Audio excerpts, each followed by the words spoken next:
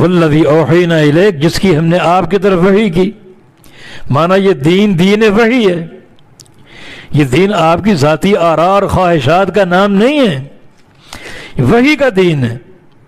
وما وصینا بھی ابراہیم و موسیٰ و عیسیٰ، اور جس کی ہم نے وصیت کی ابراہیم علیہ السلام کو، موسیٰ علیہ السلام کو اور عیسیٰ علیہ السلام کو. یہ تاکیدی حکم دیا. ان تین انبیاء کا نام کیوں لیا؟ اس لیے کہ نبی علیہ السلام جس قوم میں مبعوث ہوئے، جس دور میں مبعوث ہوئے، اس دور میں کسی اور نبی کی امت باقی نہیں بچی تھی. ابراہیم علیہ السلام، مشرکین مکہ اپنے آپ کو ابراہیمی کہتے تھے، ہم دین ابراہیم پر ہیں. اور موسیٰ علیہ السلام یہودی موسیٰ علیہ السلام کے پیروکار تھے، اور عیسیٰ علیہ السلام عیسائی ان کے پیروکار تھے. تو ان انبیاء کا نام موجود تھا اور انبیاء کے پیروکار موجود تھے. مکہ کے مشرکین اپنے آپ کو ابراہیمی کہتے، یہودی اپنے آپ کو موسیٰ علیہ السلام کا پیروکار کہتے، اور عیسائی اپنے آپ کو عیسیٰ علیہ السلام کا. باقی انبیاء تو بہت سے ہیں، کچھ کے نام مذکور ہیں، کچھ کے نہیں ہیں. سب کا نام لینے کی ضرورت بھی نہیں ہے. اور پھر یہ کہ ان سب کے ماننے والے باقی نہیں بچے، صرف ان تین انبیاء کے پیروکار موجود تھے. تو اللہ تعالیٰ نے ان تینوں انبیاء کا نام لیا اور حکم کیا دیا؟ ان اقیم الدین، کہ قائم کرو دین کو، بلا تتفرقوا فیہ، اور اس میں کوئی تفرق اختیار نہ کرو. یہ دو چیزیں ہیں، ایک اس بات اور ایک نفی. اس بات کیا ہے؟ ان اقیم الدین، یہ کہ دین کو قائم کرو. دین قائم کیسے ہوتا ہے؟ نمبر ایک، فہم سے، دین کو سمجھو. نمبر دو، عمل سے، دین پر عمل کرو. نمبر تین، دین کو نافذ کرنا.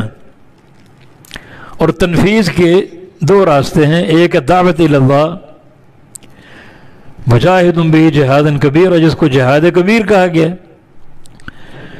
اور دوسرا قتال، لڑنا، جہاد بالسیف. دعوت الی اللہ سے آغاز کرو، اور اگر کفار کی گردنیں دعوت کے خلاف کھڑی ہوتی ہیں تو ان گردنوں کو کاٹنا ضروری ہے. پھر قتال ہے، تلوار ہے.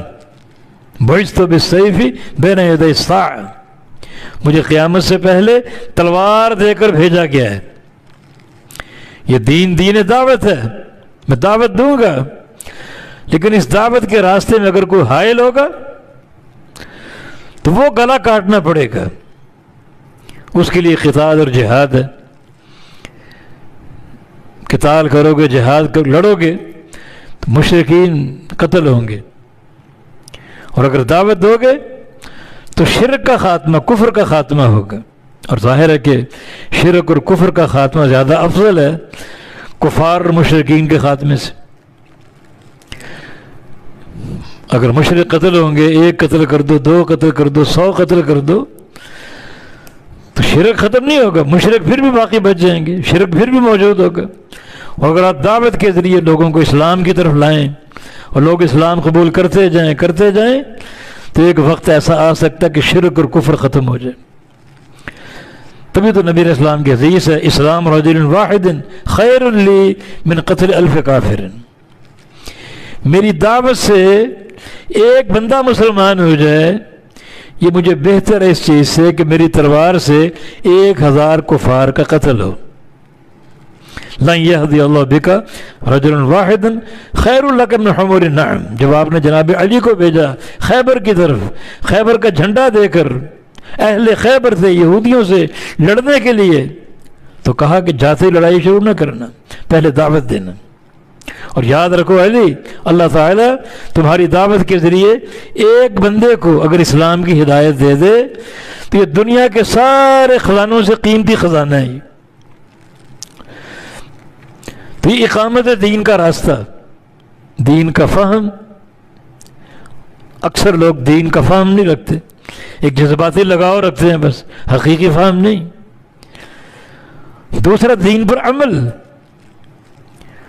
اور تیسرا دین کی تنفیذ. اور تنفیذ کے یہ دو راستے ہیں، ایک دعوت اللہ کا، دوسرا جہاد فی سبیل اللہ کا۔